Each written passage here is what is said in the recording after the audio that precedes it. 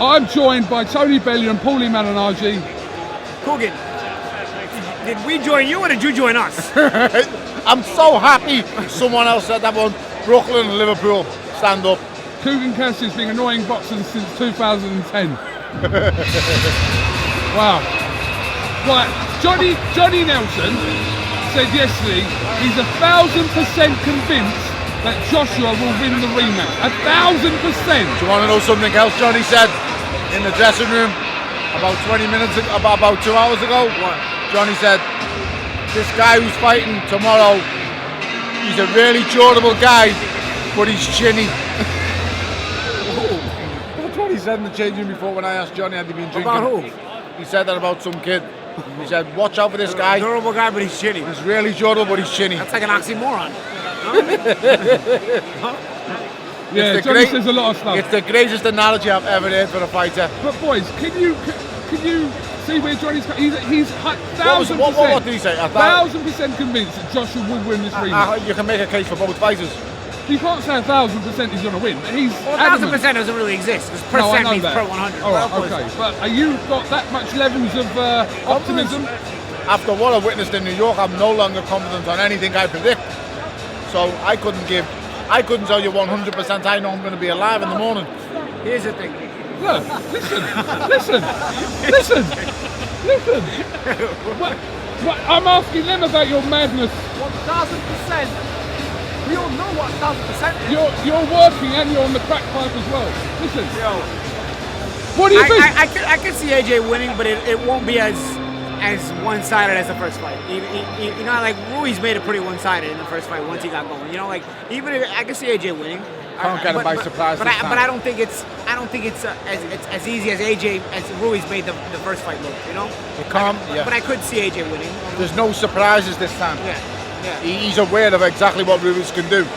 He's not going to go in there. Can Ruiz be better in the rematch though? Of course he can. Yeah. Because he's more prepared for Joshua as well. You know. But ultimately, I also don't think we saw everything Ruiz can do because Joshua was as soon as he was getting hit, he didn't have a lot of resistance left. You know, so I don't know that we saw all the layers of Ruiz either. Not to say there's a lot of layers, but Ruiz is a lot of.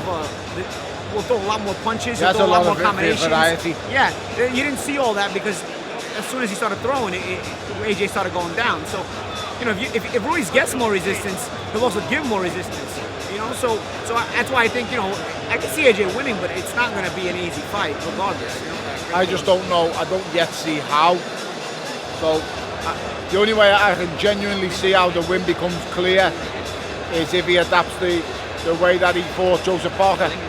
He adapts that long stay away style, but then Ruiz doesn't allow that because Ruiz punches when you punch. Because the mentality of Parker is to box, the mentality of Ruiz is more to stalk you like a Mexican, you know?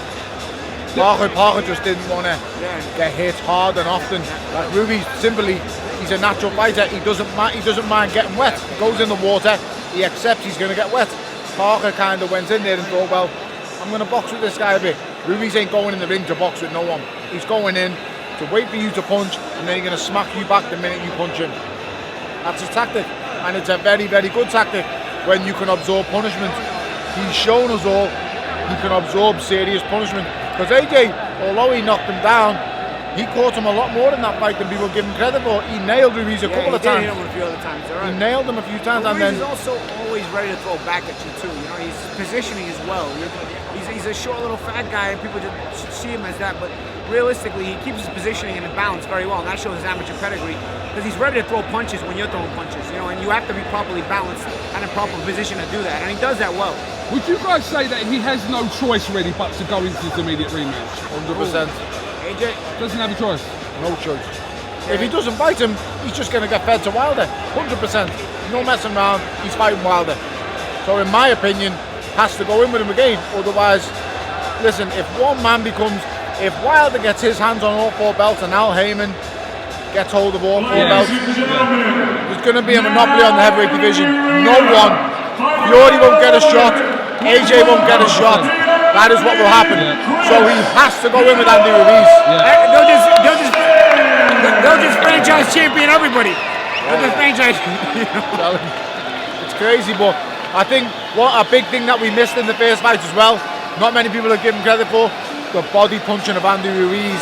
Well, he's took Mexican. an awful lot. Yeah. For me, I felt I'd done him a disservice.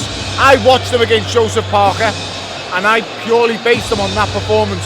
So I kind of apologised afterwards, because you shouldn't base a fighter on one performance. I should have watched him more, but he didn't show me anything that suggested he had the knockout power of what he displayed on the night. So I judged him on that. And then also by him coming in a stone heavier, it was a stone of fat, but it was a stone that helped him. So Put more weight on the shot. that's it. So you know. And also, AJ never took a great punch either. AJ was never the greatest chin. So if you managed to hit AJ, I think the important thing, and Ruiz wasn't so much that maybe he was punching harder, it's that he was catching AJ clean. And that's, I think, what will bother AJ, is being hit clean, you know? AJ has to be careful with that, you know? In the rematches, you can get hit, but you have to ride with some of those shots too, like a David Haye used to, like a Tyson Fury does.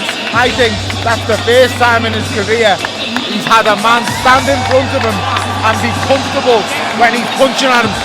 No, Mexican fighters, I'm telling you, in the smaller weight classes, we're used to them. The bigger weight classes, you're not used to that mentality. That Mexican fighter mentality, it's real, I'm telling you, it's real. No heavyweights ever got in front of Anthony Joshua and being this close and being comfortable. No one. He is the first man to ever do it.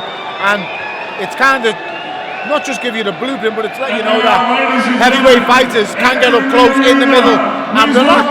And if you do relax, the other man's going to tire, and tire drastically, as AJ did. But you never know, man. In that division, one right hand off AJ, one left hook from Ruiz. You just don't know what's going to happen, and that's why we're all attracted to it so much. Paulie, Tony, thank you very much. Let's watch this fight. There he is. Brooklyn, Liverpool, and Sheffield. Inglewood.